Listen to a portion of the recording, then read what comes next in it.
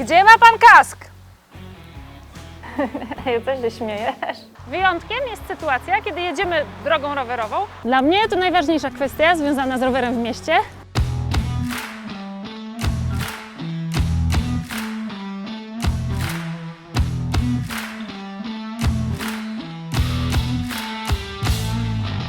Czas. Trwonimy go, przecieka nam przez palce, nieustannie mamy go za mało. Czas to nasz najcenniejszy zasób. Ten wolny od pracy to nasze paliwo do działań podejmowanych dla przyjemności i własnej satysfakcji. Warto więc o niego zawalczyć, bo dzięki niemu możemy odkrywać i poznawać coraz więcej. Teraz do tego wspólnego odkrywania i poznawania chciałam zainspirować również Ciebie. Ja, Maja Włoszczowska i mój Ford Explorer.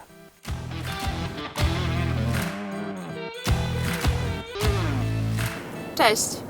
Po publikacji pierwszych odcinków z cyklu Maja Explorer dostałam od Was mnóstwo wiadomości, w których bardzo często poruszacie kwestię wykorzystania roweru nie tylko jako świetnego sposobu do odkrywania Polski, ale także jako praktycznego i efektywnego środka transportu do miasta. Dlatego, za Waszą namową, w tym odcinku podejdziemy do roweru bardziej użytecznie.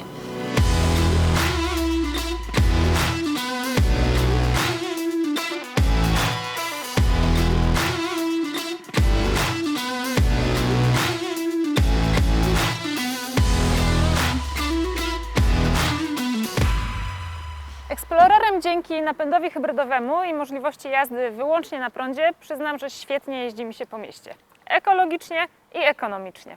Ale nawet Explorer musi uznać wyższość korków i braku miejsc parkingowych w centrum. I tu do akcji wkracza rower. Czy to taki gravel, czy miejski elektryk, w mieście rower jest naszym największym sprzymierzeńcem w walce o cenny czas przy codziennych sprawunkach.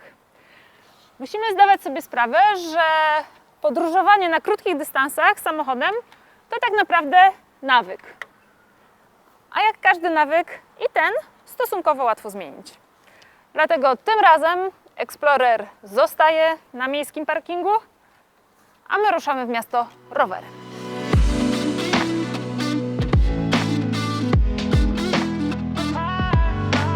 W naszej pogoni za uciekającym czasem nie możemy zapominać o bezpieczeństwie.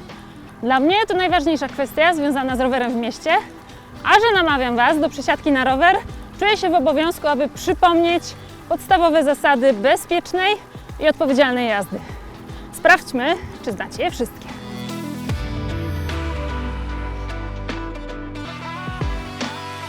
Jako rowerzysta masz obowiązek poruszania się po ścieżce rowerowej oznaczonej takim znakiem, jeżeli jest ona wytyczona w kierunku, w którym się poruszasz. Jeżeli nie ma ścieżki, wyznaczonego pasa ruchu dla rowerów, ani pobocza, wówczas możemy poruszać się po jezdni. Jeżeli oczywiście nie ma na niej zakazu poruszania się rowerami. A co z chodnikami? Poza kilkoma wyjątkami jeździć na rowerze po nich nie wolno.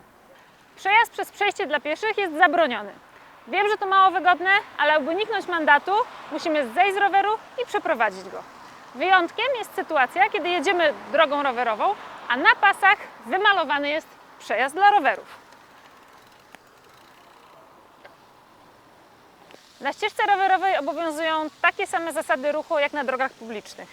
Mamy więc ruch prawostronny, na skrzyżowaniach obowiązuje zasada prawej ręki, a na przejściach dla pieszych przecinających ścieżkę rowerową to pieszy ma pierwszeństwo. Musimy być świadomi, że jako rowerzyści jesteśmy pełnoprawnymi uczestnikami ruchu drogowego, takimi jak kierowca samochodu czy motocyklista. Dla mnie oznacza to przede wszystkim przestrzeganie zasady ograniczonego zaufania i to, o czym wspominałam w pierwszym odcinku, jasne i czytelne sygnalizowanie swoich zamiarów. Sprawnie i bezpiecznie przebiliśmy się przez miasto, jak widzicie, przestrzegając kilku prostych zasad i pamiętając o dzieleniu się drogą. Rower może stać się dla Was świetną alternatywą dla samochodu i sposobem na zyskanie czasu. Polecam spróbować. Pamiętajcie zawsze o bezpieczeństwie, jeździmy w kasku. Dbajcie też o to, aby na drodze być widocznym, mając odpowiednie oświetlenie. A teraz pora na jeszcze kilka cennych wskazówek. Jako że póki co to nasz ostatni odcinek w cyklu Maja Explorer, chciałam podzielić się z Wami kilkoma praktycznymi poradami, które pomogą Wam samodzielnie odkrywać nowe trasy rowerowe, precyzyjnie je planować i dzielić się nimi, tak abyście sami mogli wcielić się w rolę odkrywców.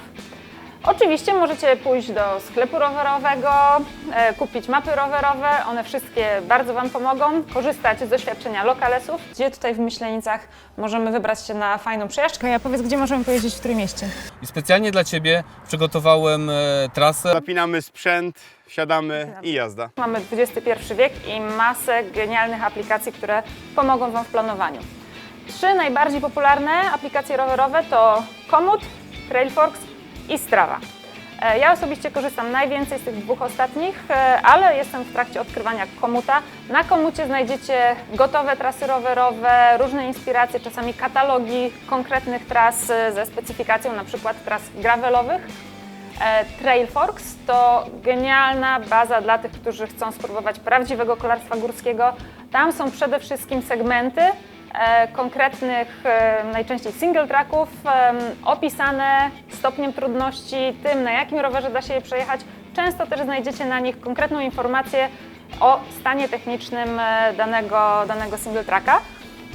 Strava to królowa wszystkich aplikacji, najbardziej popularna wśród rowerzystów. Na niej nie tylko możecie narysować sobie trasę, którą chcecie przejechać, bazować na trasach, które wrzucili inni użytkownicy, ale też możecie cieszyć się z możliwości rywalizowania na segmentach, które zakładają użytkownicy tej aplikacji.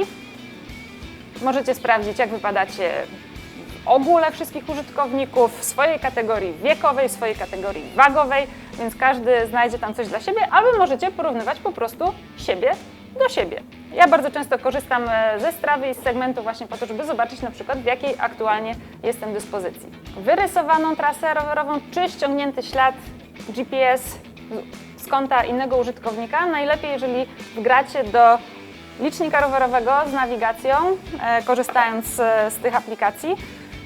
On potem poprowadzi Was idealnie, nawet po najbardziej zagmatwanych ścieżkach w środku lasu. Możecie też oczywiście korzystać ze smartfona, z dobrym uchwytem też da radę, ale zdecydowanie polecam liczniki, ponieważ one dużo dłużej wytrzymają na baterii, mają też wgrane już mapy ze szlakami czy to rowerowymi, czy szlakami turystycznymi i z nimi na pewno nie zginiecie. Mają też często funkcję wróć do domu, więc jeżeli coś się stanie w trakcie Waszej wyprawy, to na pewno odnajdziecie drogę z powrotem. Na zakończenie nie mogę również nie wspomnieć o cichym i pomocnym, drugoplanowym bohaterze naszego cyklu, czyli Fordzie Explorerze.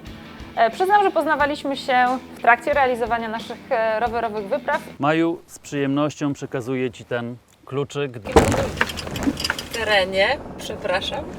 I on wtedy mrugnie. Jak chcecie, to mogę, nie? U mnie dźwięk 13 poszedł. Możemy jechać. Tak, a naciskam tu coś? I poznaliśmy się całkiem dobrze, bo w końcu zjeździliśmy całą Polskę.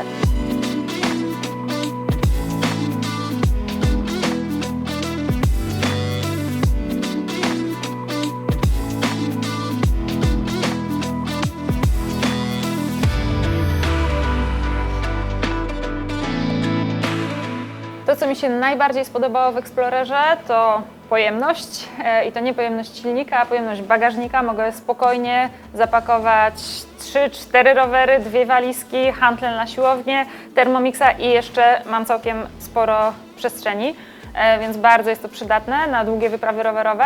Jako kobieta nie mogę nie wspomnieć o prezencji. Grill z przodu prezentuje się absolutnie obłędnie, a z tym czerwonym kolorem trafiliście absolutnie idealnie, petarda. W nim zakochała się moja mama, dla niej nieważna jest cała reszta, czerwony kolor rządzi. To, co jest też warte zauważenia, to fakt, iż jest to hybryda plug-in, dzięki czemu po mieście mogę jeździć tylko na silniku elektrycznym, poruszam się wtedy ekologicznie, cicho i komfortowo. Explorer był świetnym towarzyszem moich rowerowych przygód i odkrywania ciekawych miejsc na rower w Polsce. To już koniec naszego cyklu, ale ja cieszę się, że zostaję z Explorerem na dłużej. To już wszystko ode mnie. Dziękuję, że byliście razem ze mną. Teraz czekam na Wasze propozycje ciekawych rowerowych tras w Polsce, które mogłabym odwiedzić razem z moim Explorerem i pokazać w kolejnych odcinkach. Koniecznie wrzućcie je w komentarzu pod filmem lub na moim Instagramie. Jeżeli podobała Wam się seria, będzie mi miło, jak polubicie, dacie łapkę w górę, udostępnicie je swoim znajomym. Jeżeli Wam się nie podobało, nic nie piszcie. Tymczasem życzę Wam wielu wspaniałych rowerowych przygód i do zobaczenia.